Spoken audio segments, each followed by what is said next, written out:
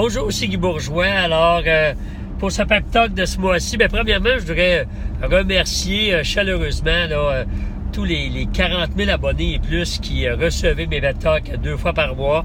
Je reçois beaucoup de commentaires. Je sais que c'est énormément partagé. Alors, merci beaucoup pour votre fidélité. C'est grandement apprécié. Alors, ce mois-ci, je vais vous parler d'un truc qui n'en est pas un, dans le fond, puis qui est applicable pas seulement à quelqu'un qui est en affaires, mais peu importe dans notre vie en général. Le truc, c'est tout simplement d'avoir de la rigueur. Et je m'explique.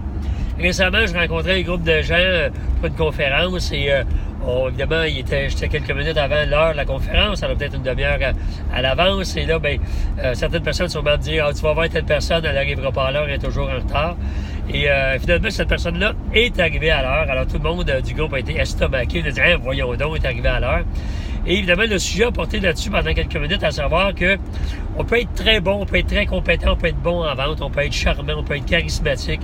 Mais lorsqu'on fait tout simplement l'erreur de ne pas avoir de rigueur, de ne pas être à l'heure à un rendez-vous, de ne pas retourner l'appel lorsqu'on a dit qu'on retournerait l'appel, de ne pas envoyer une proposition par courriel au moment où on avait dit qu'on le ferait, ce petit détail-là va venir effacer le reste.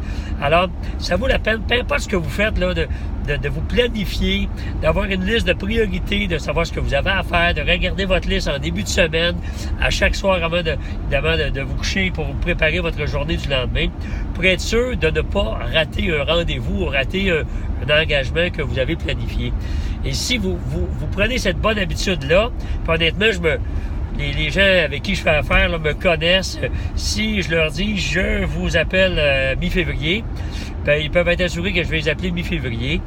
Et alors, je respecte la parole que je donne et je respecte par le fait même les gens avec qui je transige. Alors, avoir de la rigueur, jamais ça va vous nuire, au contraire. Alors, il faut juste prendre le temps de se planifier, d'avoir de la discipline, de regarder notre agenda. Et évidemment, en ce faisant, on donne du respect aux autres. Alors voilà, je vous souhaite avoir de la rigueur à partir de maintenant et pour toujours. Alors, merci beaucoup et à bientôt.